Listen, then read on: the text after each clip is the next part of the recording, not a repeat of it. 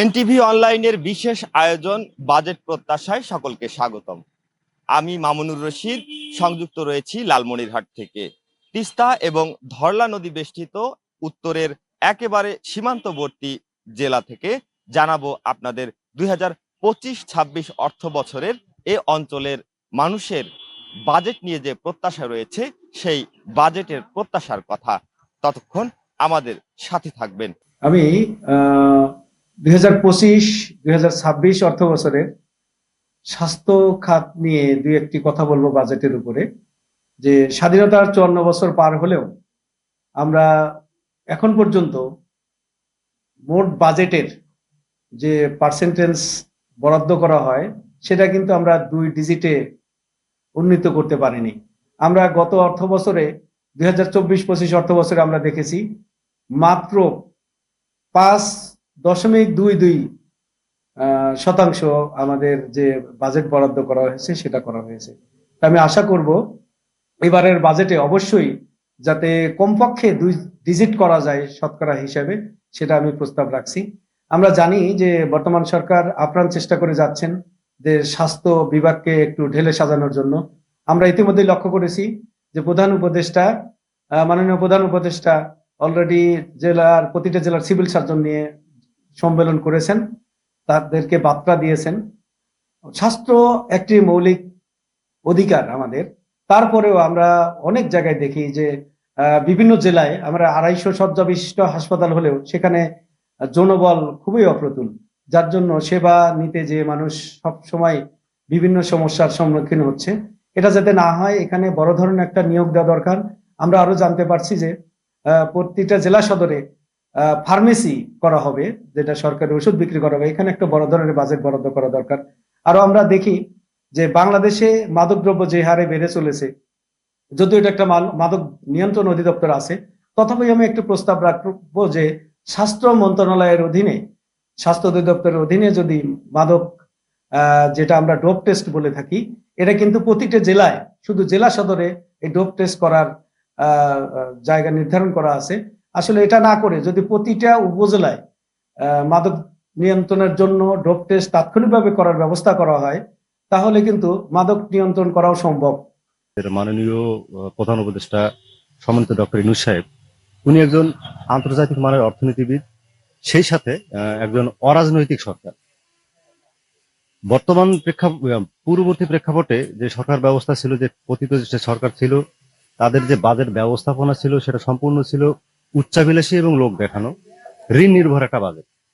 যাদের মানে পুরো বাজেটটাই ছিল তছরুপ করার একটা বাজেট, এবং যেটা বাস্তবায়ন যোগ্য ছিল না। তো আমাদের বর্তমান সাধারণ মানুষ হিসেবে বর্তমান সরকারের কাছে আমাদের প্রত্যাশা অনেক, যেহেতু সরকার বর্তমান অরাজনৈতিক সরকার, এবং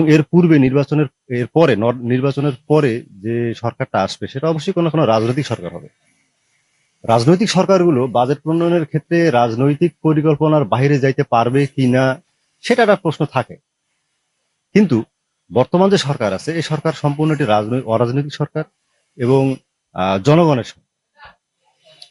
সে সরকারের কাছে আমাদের বাজেট নিয়ে প্রত্যাশা, বিশেষ করে উত্তরাঞ্চলের লালমনিরহাট জেলার বাসী হিসেবে, লালমনিরহাট নামে লালমনিরহাট, সম্ভাবনার লালমনিরহাট, কিন্তু আমরা সুদীর্ঘ একটা সময় থেকে বিভিন্ন বিষয়ে সুবিধা বঞ্চিত অবস্থানে আছি। আমাদের দিকে আসলে সেভাবে নজর দেওয়া হয়নি, যদিও বা অনেক সম্ভাবনা আছে।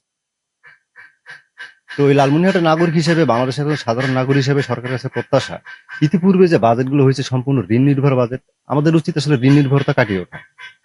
আমাদের রপ্তানি খাত বলতে আমরা একটা খাতের উপর নির্ভরশীল, গার্মেন্টস, অথচ বাংলাদেশের যেটা সকল সেক্টরের হার্ট বলা হয়, আমাদের লাইট ইঞ্জিনিয়ারিং সেক্টরটা, সেই সেক্টরের প্রতি আসলে আমাদের বিগত সরকারগুলো তেমন একটা নজর দেয়নি। বর্তমান সরকারের কাছে প্রত্যাশা সরকার এদিকে অবশ্যই নজর দেবে, যাতে করে আমাদের আমদানি নির্ভরতা কোনোভাবে কমে। আমরা যেহেতু কৃষি নির্ভর একটি রাষ্ট্র, আমাদের কৃষি খাতের আধুনিকায়নটা প্রয়োজন, যে ক্ষেত্রে আমরা অনেক পিছিয়ে আছি। সরকারের আয় বাড়ানো উচিত।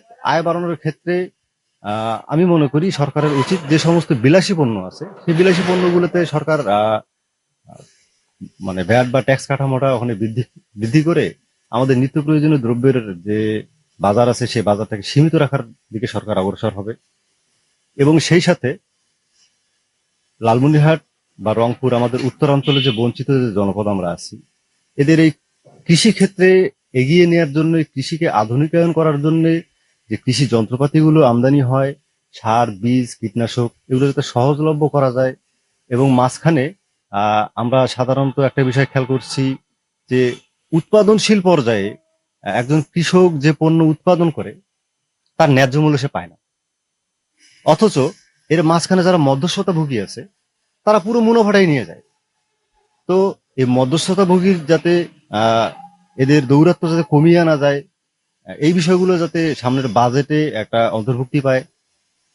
গেল সিজনে যে আমরা চাষাবাদ করেছি, যেমন তামাক, আলু, ভুট্টা, মানে এই যে জিনিসগুলো, এই এই এই জিনিসগুলো আবাদ করতে গেলে সার, কীটনাশক এবং বিভিন্নভাবে আর কি, মানে যেটা আমাদের ক্রয় করি না নেওয়া লাগে, সেটা এটার মধ্যে মূল্য অনেক বেশি মূল্য দিয়ে আমাদের ক্রয় করে নেওয়া লাগতেছে।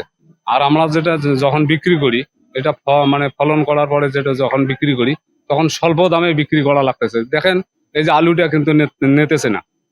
আমাদের প্রধান উপদেষ্টা ডক্টর ইউনূস সাহেব, উনি আলুটার ব্যাপারে কিছু মানে মানে বিদেশে রপ্তানি করবে কি করবে না, কি কৃষককে বাঁচাবে না, মানে এ ধরনের কোনো উদ্যোগও উনি নিল না।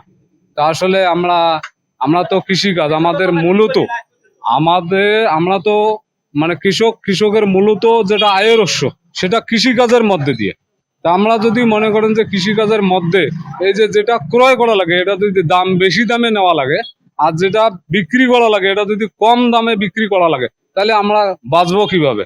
তা আমরা যদি না মনে করেন যে কৃষক যদি মানে না বাঁচে, তাহলে স্বাভাবিকভাবে অন্যান্য সরকার যেটা দেখাইছে যে আসলে কৃষক বাঁচলে দেশ বাঁচবে, কিন্তু কৃষক তো বাঁচতেছে না, দেশ কিভাবে বাঁচবে? তা আমার প্রধান উপদেষ্টা ডক্টর ইউনূস সাহেবের কাছে বিশেষভাবে একজন কৃষক হিসেবে আমার আবেদন, উনি যাতে সামনে 25-26 অর্থ বছরে মানে কৃষকদের জন্য বা বাংলাদেশের জনগণের জন্য পর্যাপ্ত পরিমাণ বাজেট, মানে বাজেট যাতে করতে পারে, আমরা যাতে সুখে শান্তিতে থাকতে পারি, এতটুকু। যেমন দ্রব্যমূল্যের মধ্যে কমালে খুব আরো ভালো হয়, যেমন ডাল, চাল, চিনি, আটা, ময়দা, এগুলো আমাদের কমালে খুব ভালো হয়। অন্য বাজার যেমন সামগ্রী, ইলেকট্রনিক জিনিস, মোটর সাইকেল, বাস, ট্রাক, এগুলো দাম বাড়াক, আমার ওগুলোর দরকার নাই নাকি? ওগুলো আমার দরকার কি? আমার দরকার দ্রব্য খাদ্য। আমার তো মনে হয় মশলার দাম কমলে ভালো হয়। ঠিক আছে, সবারই উপকারে কাজে লাগবে, কথাটা বুঝছেন? যেমন জিরের দাম, যেমন ছোট এলাচের দাম, বড় এলাচের দাম কাস্টমারের কাছে পোষায় না, আমাদেরও পোষায় না, হাটাশি মনে করেন ঘাটতি হয়, মানে এর জন্য কমাইলে একটু ভালো হবে।